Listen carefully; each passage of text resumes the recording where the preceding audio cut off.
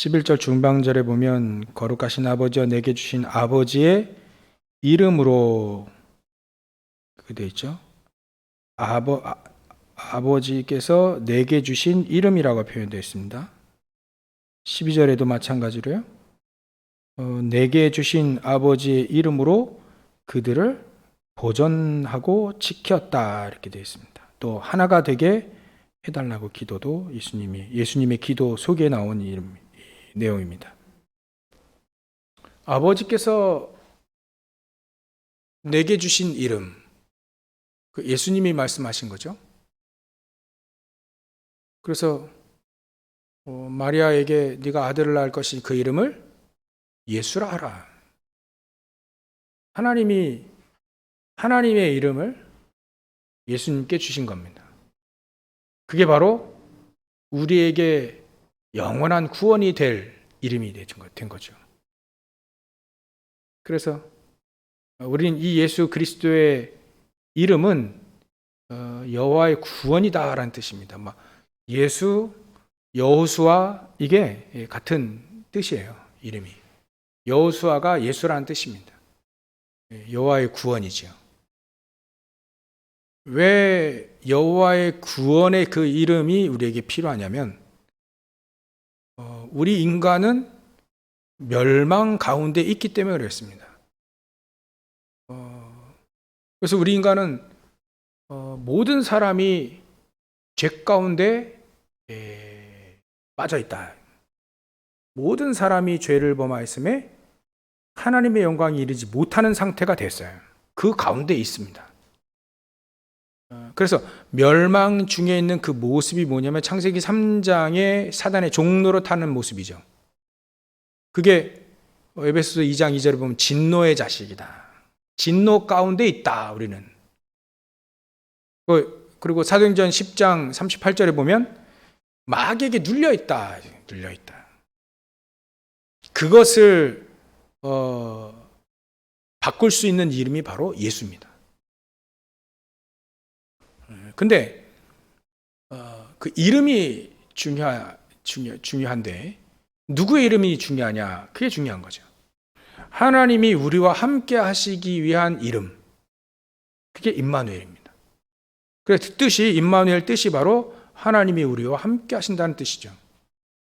이름이 우리에게 예수님이 기도하신 대로 하나님 아버지께서 내게 주신 그 이름을 가지고 우리가 보존되지는 거예요. 우리가 그 속에서 지켜지고 그 속에서 우리가 하나가 되고 또 멸망토록 이르지 않도록 하기 위한 이름인 거예요. 그러니까 우리와 함께 하시고 우리가 멸망에서 벗어날 수 있는 이름이어야 되는 거죠. 근데 그 이름이 좋다고 해서 되는 게 아닌 거예요. 누구의 이름이냐가 중요한 것이죠. 근데 우리에게는 하나님은 그리스도를 주신 거죠. 그 그리스도의 이름이 무엇이냐? 그게 바로 예수다. 그 뜻이 뭐냐? 여호와의 구원이다. 또 임마누엘이다. 우리와 함께 하시기 위한. 우리와 함께하는 이름이 바로 예수입니다. 예수. 성경에 보면 예수라는 사람이 또 나와요. 또 예수의 아들 바예수 이런 것도 나와요. 여러 가지 이름이 있는데 그 이름은 별로 그렇게 중요하지 않습니다. 우리가 멸망에서 벗어날 수 있도록 하시는 그 길 대신 이름이에요. 그 길이 바로 그리스도 아닙니까? 그 그리스도의 이름이 우리에게 예수로 준 거죠. 그래서 이 예수, 이 임마누엘, 이 이름만이 우리에게 멸망의 세력에서 건져주실 거고 이 이름만이 우리에게 새로운 생명을 주신다는 겁니다. 그 이름으로 이 땅에 성육하여 이렇게 사람의 몸을 입고 오신 그분이 바로 예수님이다. 우린 예수의 이름, 그 뜻을 이름의 뜻만 아는 게 아니라 그 이름이 하나님 우리와 함께 하기 위한 필요한 이름인 거예요. 우리는 늘 예수 그리스도의 이름 가지고 기도하죠. 그래서 기도에 대한 부분은 우리 결론에서 잠시 보고요. 예수 이름으로 우리는 구원을 받을 수 있는 축복을 우리에게 준 겁니다. 그래서 이제는 우리가 예수 이름을 아는 단계가 우리에게 있죠. 그래서 우리가 일단은 알아야 예수 이름을 우리가 받아들이죠. 여러분들 벨 누른다고 해서 사람들 아무나 열어주지 않잖아요. 우리 문을 열 때 아무나 열어주고 마음속에 받아들이는 건 아니거든요. 일단은 알아야 됩니다. 그분이 누군지, 그분이 무엇을 하셨는지, 그분이 왜 나에게 필요한지를 알아야 되는 거죠. 무작정 영접만 시켜버리면 된다. 이게 되게 프로그램이 돼버렸어요, 영접이. 그래, 영접만 되면 되는 거 아닙니다. 이름을 정확히 알아야 돼요. 그분이 나에게 왜 필요한지를 아는 거죠. 이 믿는 단계가 그 다음에 나와요. 그래서 아는 단계, 이름을 아는 거죠. 그 이름을 통하여서 우리에게 길이 된 겁니다. 그 이름을 통해서 사단의 일을 멸하신 겁니다. 그 이름, 그분이 바로 그 이름 하시는 그분이 우리의 모든 죄와 허물, 약한 것을 다 고쳐주시기 위해서 이 땅에 오신 거예요. 이렇게 우리는 직분의 이 그리스도이신 예수의 이름을 정확히 알아야 되는 거죠. 그러면 우리에게는 믿는 단계가 옵니다. 마음속에 딱 이렇게 믿는 단계가 오죠. 그게 바로 영접하는 단계입니다. 아니까 그분을 나의 그리스도로 나의 주인으로 영접하는 거죠. 나의 종이 아니고 내 사무원이 아닌, 내 심부름꾼이 아닌, 내가 필요하면 찾는 그런 존재가 아닌 주인으로 영접하게 되는 겁니다. 그래서 우리가 마음문을 열고 영접하는 자, 곧 그런 믿는 자들에게 하나님의 자녀가 되는 권세를 주셨으니, 영접을 어떻게 하느냐? 기도를 영접하는데요.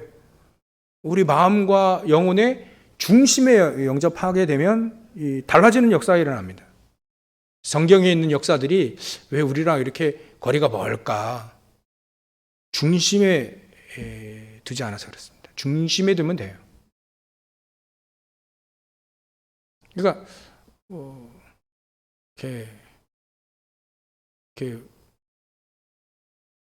그 세계적인 운동선수들은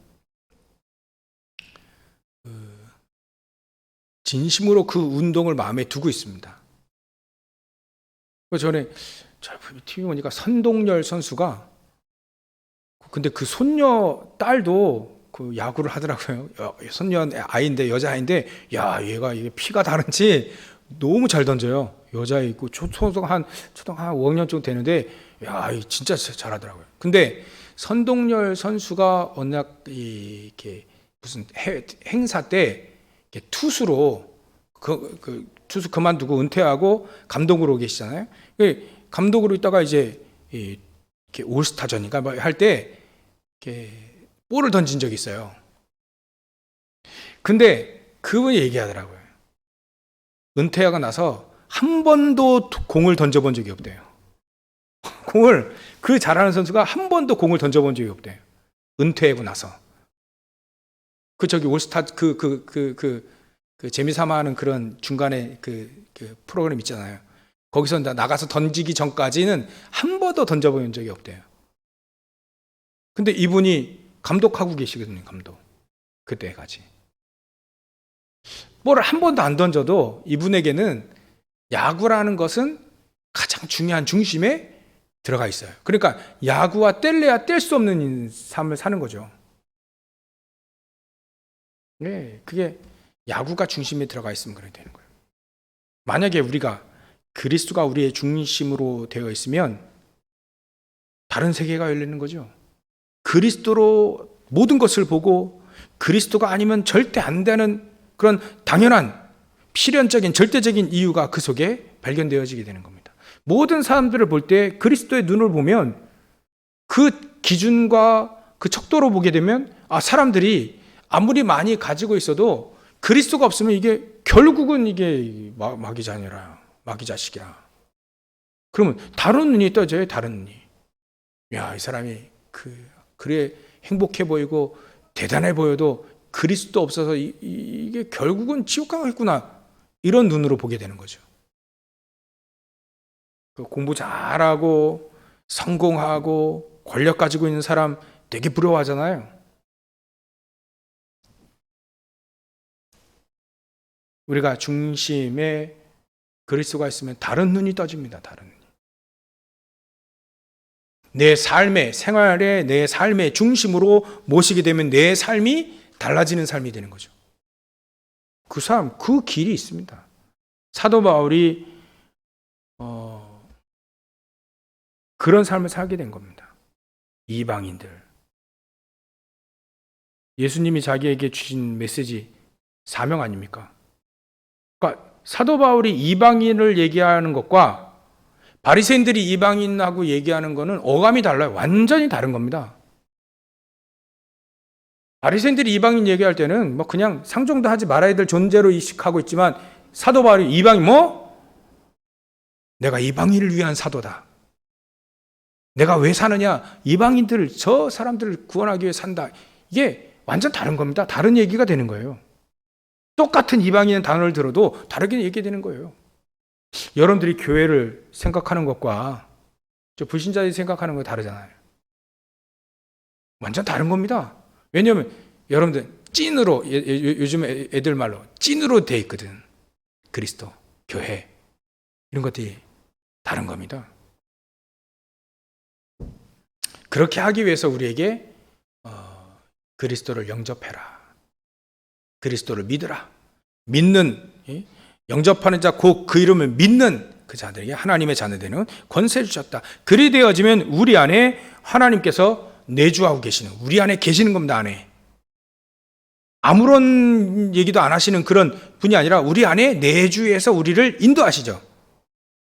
여러분들이 방황하고 헤맬 때 가장 찾아야 될 분이 누구냐면 예수입니다. 그리스도이신 예수님, 내 안에 있는 하나님을 가장 먼저 찾아야 돼. 내가 방황할 때, 어려울 때, 곤란한 일이 생길 때 뭘 가장 먼저 찾아야 되냐? 그리스도를 찾아야지. 하나님을 찾아야 되는 겁니다. 거기서 하나님은 모든 응답을 다 주시기 때문에 내주하신 성령께서 내 안에 역사를 하시잖아요. 능력으로 역사하시잖아요. 그거를 찾아내야 되는 겁니다. 예수님은요, 요한복음 14장 16절에 보면 영원히 우리와 함께 하신다고 했어요. 약속했어요.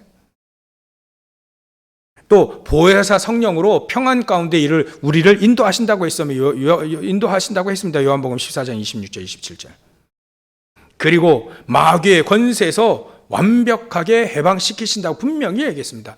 원래부터 진노의 자녀인데 우리를 거기서부터 해방시키신 거죠. 그리고 우리에게 예수 믿는 사람들에게는 완벽하게 내세를, 하나님의 나라를 구원받았으니까 딱 보장해 주신다라고 약속하신 겁니다.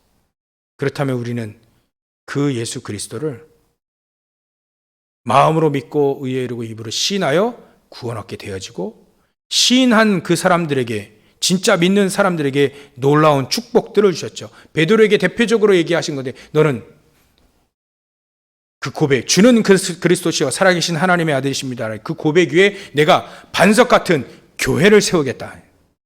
여러분들 통해서 교회를, 예수님이 얘기하신 거예요. 내 교회를 내가 세우겠다. 너희들이 고백한 그 고백 위에 음부의 권세가 너를 해지 못할 것이다.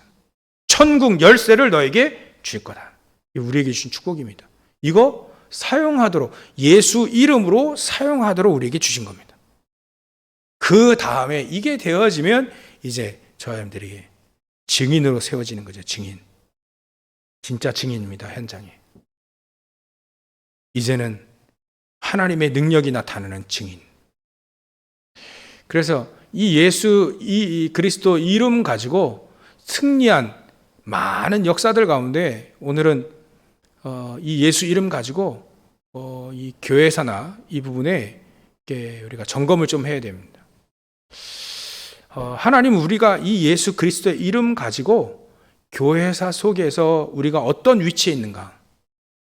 예전엔요, 이 예수 이름, 특히 그리스도의 언약을 이스라엘 민족에게 줬는데, 이 이스라엘 민족, 시작은 해야 될 거 아닙니까, 시작.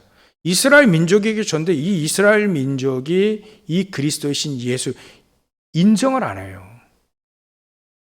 그래 놓고 다른 거 붙잡았습니다. 선민. 이방인들은 상종하지 말아야 될 존재고 우리는 선택한 민족이기 때문에 이방인들은 망해도 되고 우리는 흥해야 되고 구원받고. 그 요나가 예전에 그래서 복음 증거 니느웨 가서 복음 증거를 하니까 가기 싫다고 다른 데로 가잖아요. 그 억지로 또 뭐 물고기 뱃속에서 또 나와가지고 또 이제 얘기합니다. 억지로 이제 복음 증거합니다. 한 3일 돌아다녀야 되는데 반나절하고 하니까 막 성 전체가 회개하고 난리 났어. 그때 요나의 반응을 보면 요게 바로 이스라엘 민족의 반응이라. 그때 하나님, 제가 뭐라 했습니까? 분명히 하나님은 선하시고 또 인자하시고 긍휼하신 하나님, 분명히 죄를 자복하고 회개하면 분명히 구원하시고 또 하나님의 자녀로 받으시는 그 하나님이 사랑이 그건데 저희 아수르 우리를 괴롭혔던 저 사람, 저 민족, 저 사람들에게 복음을 증거하면 분명히 구원받습니다. 네, 뭐라 했습니까? 얘기했더니 금방 저 회개하고 난리 났지 않습니까? 이게 요나가요, 불평합니다. 하나님 너무나도 감사합니다. 저 죽어 마땅하이도 멸망하이도 마땅할 저 사람들이 복음 듣고 구원받았으니 얼마나 감사합니까? 일이 나와야 되는데 반대로 나왔다는 거예요. 그게 뭐냐면 뼛속 깊숙이 들어가 있는 선민 사상, 잘못된 사상. 그래서 이스라엘 민족은 공격받을 수밖에 없고 이스라엘 민족은 망할 수밖에 없어요. 인간의 제도를 가지고 계속해서 망할 수밖에 없고 계속해서 성경은 이스라엘 민족의 고난사가 계속 이루어진 겁니다. 왜 교회 다니고 망한 줄 아세요? 왜 교회 다니고 어려운 줄 아십니까? 잘못된 그 선민 사상이 들어가 있기 때문에요. 잘못된 것이 들어가 있어요. 그게 딱 자리를 잡아가지고요 말이죠. 나는 옳고 넌 틀려요. 바리새인들이 맨날 그거 한 거거든요. 막 계속 얻어맞는 거예요. 계속 맞는 거예요. 이스라엘 민족이 계속 고난다는 겁니다.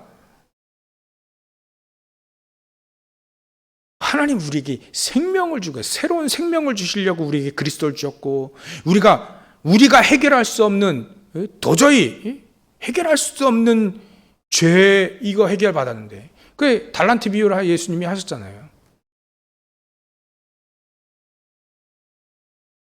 10달란트 그 빚진 사람이 그 탕감 받아가지고요 기분 좋게 가고 있는데요 100데나리온 그 빚진 사람이 얻어 걸린 거예요. 나에게 100달러나 가지고 안 갚아. 자기는 지금 10달란트 그 탕감 받아가지고 기분 좋게 가고 있는데 근데 이 100데나리온 이거 안 갚은 이 사람 멱살 잡고 돈 갚으라고 하는 이거 똑같아. 어마어마한 우리는 노력을 해결할 수 없는 겁니다. 노력을 해결할 수 없고 또 아무리 우리가 돈을 많이 지불한다고 해도 해결할 수 없는 이 죄와 저주의 지옥 배경의 문제들, 사단의 문제 이거를 하나님이 해결해 주시는데 조그만 나에게 나 괴롭히고 말이지. 이스라엘 민족이 이게 가득 찬 겁니다. 아수르 괴롭히지, 바벨론 괴롭히지. 여러분들 우리도 그런 게 있어요. 일본 하면 일본 놈이 나오잖아요. 일본.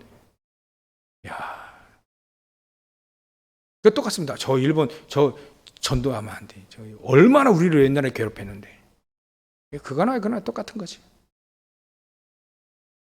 그래서 태어난 게 바로 바리새. 그래서 태어난 겁니다. 이 사람들이 동기는 아주 좋아요. 신앙생활 잘 해보려고 나 구별되게 살고요. 그 율법도 철저하게 지키고 구별되게 좀 살아보려고 잘 살아보려고. 근데 이게 이 사람들이 율법을 지키고 구원까지 얻는다라고 생각하니까 이게 얻어맞는 사상이 돼버린 거죠.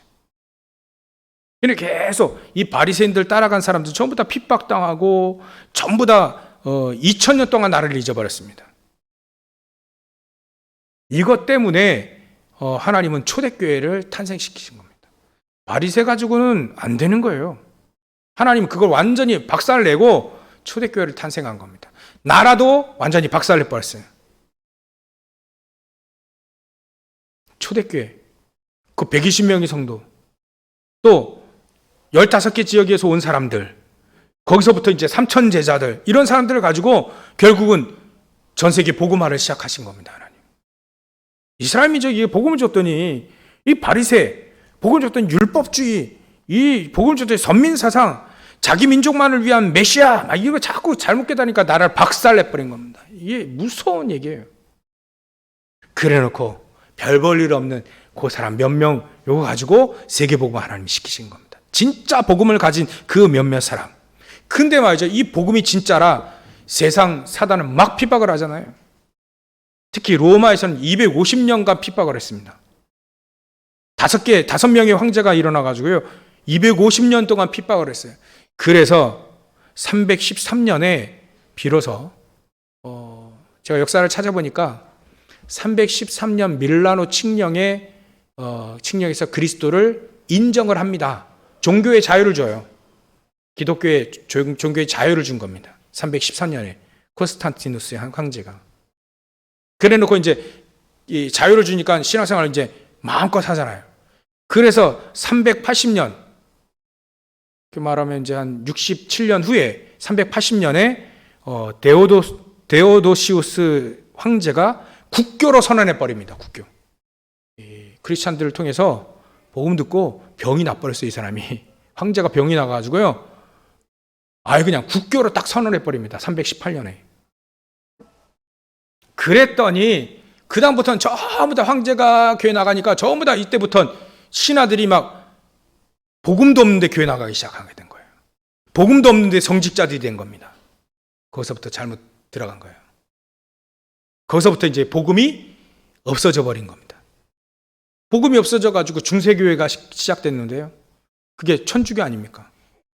사람들은 그 중세교회, 그 천주교가 진짜 기독교인 줄 알아요. 그거 틀린 건데 그건 기독교도 아니고요. 그냥 천주교 그 중세 집단입니다. 그냥 뭔가 교회가 아니에요.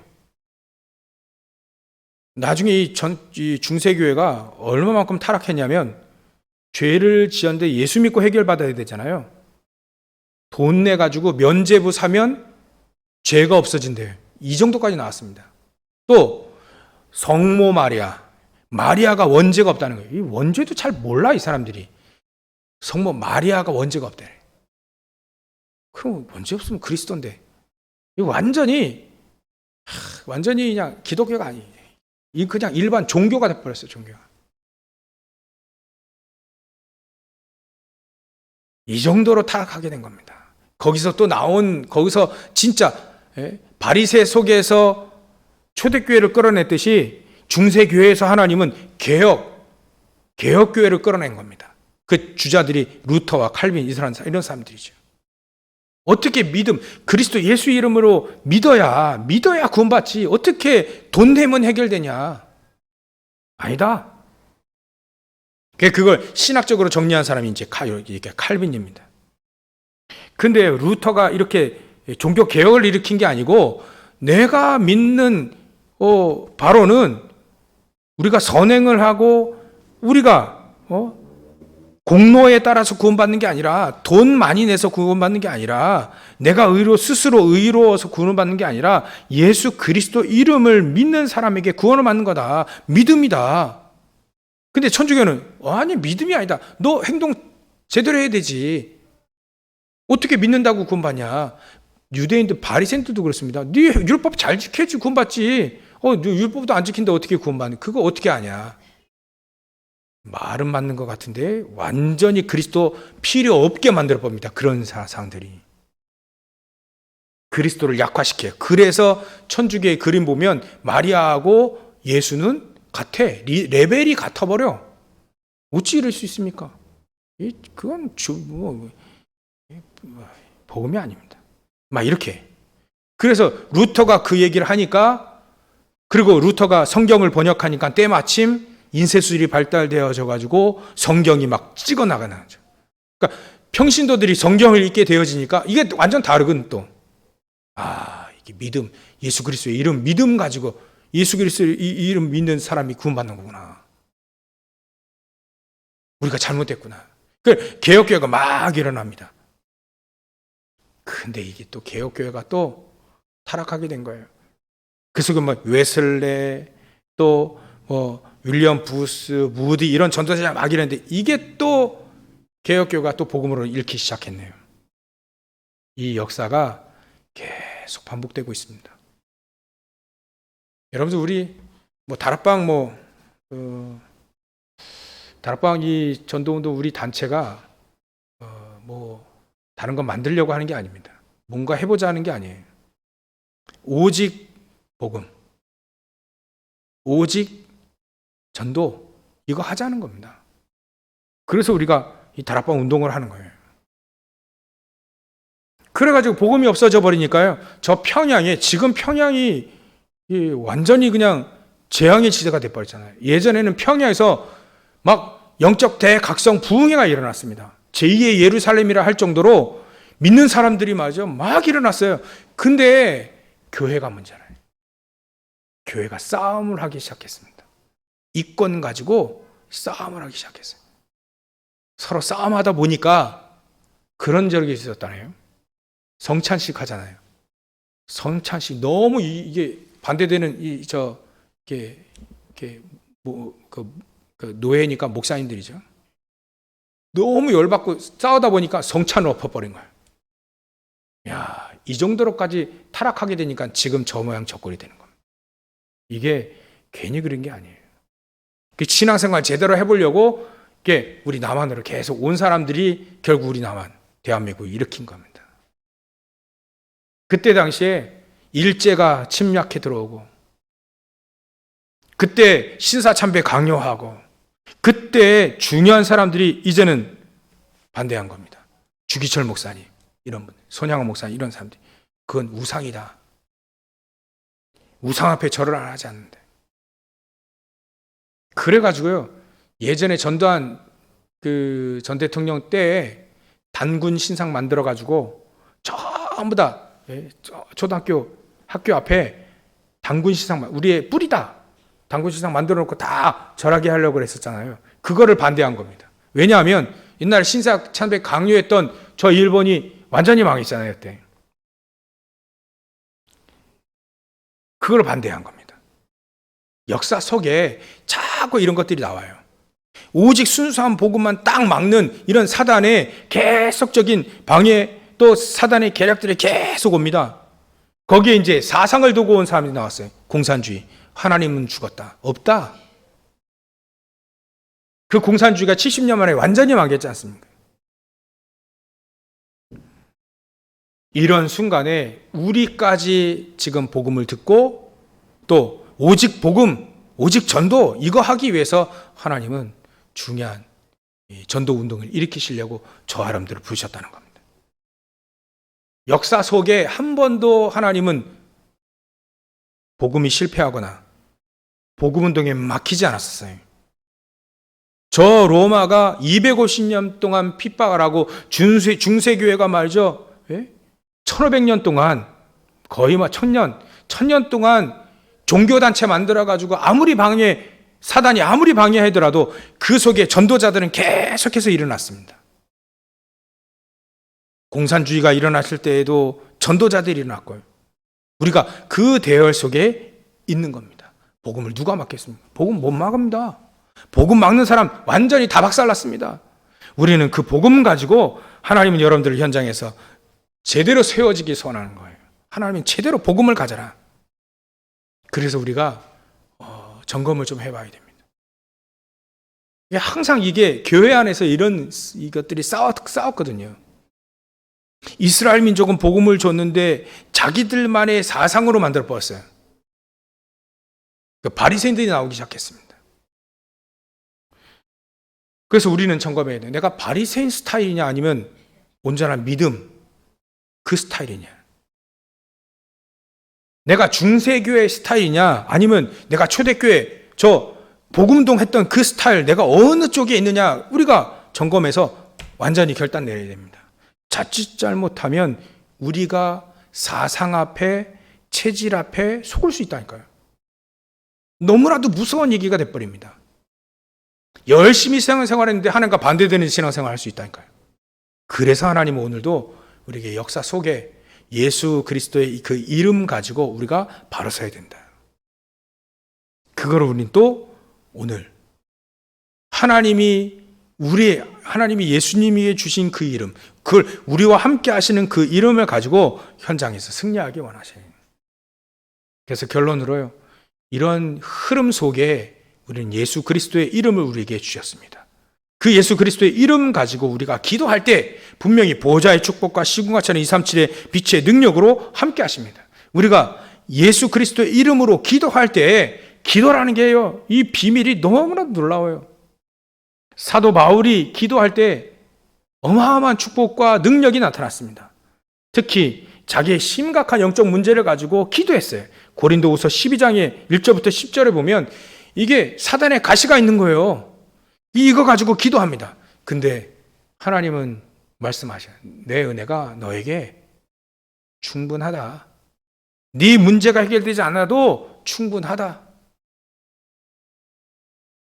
이 기도할 때 이 사도 바울이요, 3번 그렇게 기도했는데 3층 천에 올라가.